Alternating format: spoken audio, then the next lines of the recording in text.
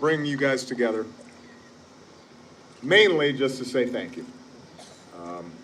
Whether you've been on the team for 5 years now or you just started, all of you have made extraordinary sacrifices to be here. Some of you have moved from very far away. Some of you have given up much bigger paychecks. All of you, at some point, have made sacrifices in terms of time with your family, or being able to make the soccer game, or being at the birthday party. And I know that not only do you choose to serve, but your family chooses to serve. And that's not always an easy thing. But I want all of you to know that every day, in some fashion, you are making a difference. Every day I meet somebody who did not have health care and now have health care, and it's made all the difference in their lives, and that would not have happened if it weren't for you. Every day I meet some young person who's the first in their family to go to college, and the only reason they could afford it is because of policies that you've helped to implement. Every day I meet some small business person who's gotten a loan and allowed them to expand and hire new workers. Every day I meet somebody who tells me about how the schools in their districts have improved and reading scores are up and graduation rates are up, and I know the tireless work that's gone into helping to reform those schools. Every day when I travel across the country, I meet folks who are transforming the American energy economy because of the fact that through the work of the Department of Energy or EPA or some of the work that we've done with our economic teams, we've been able to double the amount of clean energy that we're producing in this country, even as we're producing more traditional energy than ever before. Yeah, way to go.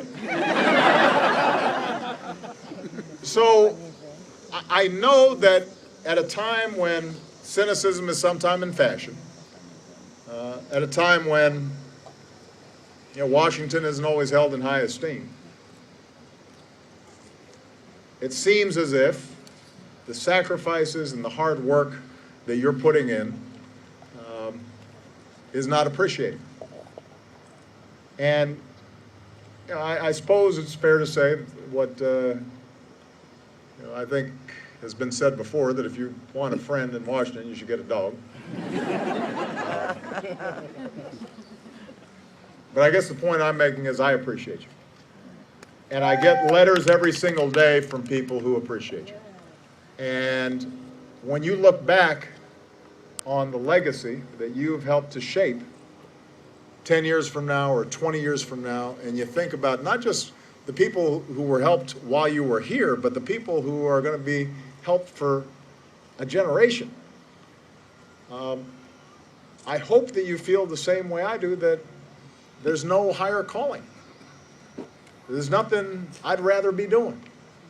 And for all the frustrations and the fact that things seem slow, what an incredible privilege this is to be able to be here at this moment with so much change taking place all around the world, and know that you're helping the economy get stronger, and you're helping to make sure that the nation is more secure, and you're helping to fulfill that basic American promise that if you work hard in this country, you can make it.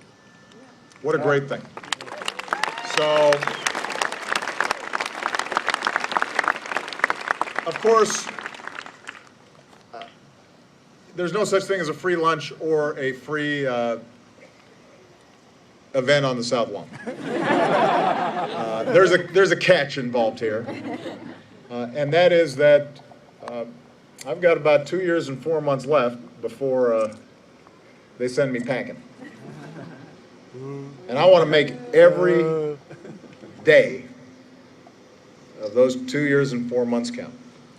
I want to make sure that even when Congress isn't working quite the way I'd like it to work, even when it seems as if the naysayers are the ones that dominate the news.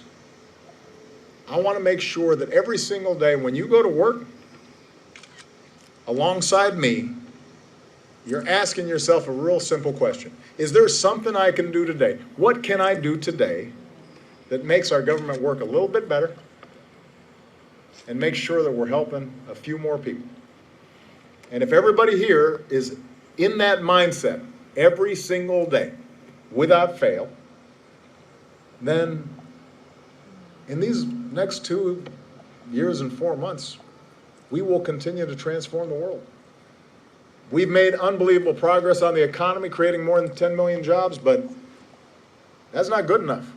I want to make sure that everybody in this country who is able and willing to work can find a job, and a job that pays a living wage, and we can do something about that.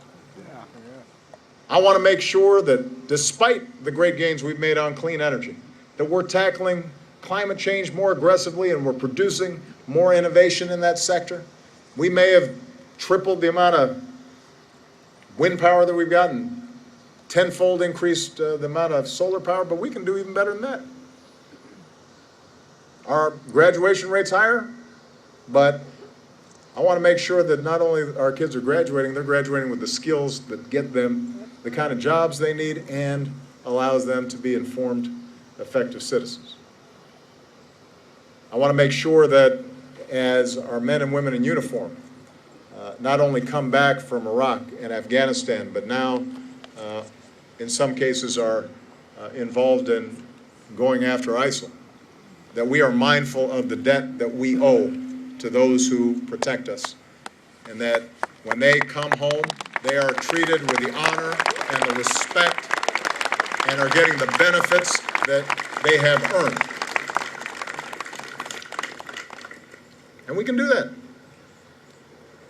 You know, every 6 months I get a chance to talk to the White House interns. Some of them hopefully will come back and they'll be talking to another president at some point, working full-time in some positions like the ones you've had. And it's always inspiring to me to just see young people. They're so full of energy, they're so enthusiastic, they're so hopeful about the future. And what I always tell them is, listen, don't let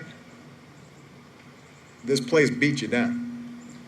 You're enthusiastic now, but the thing you have to guard against is the sense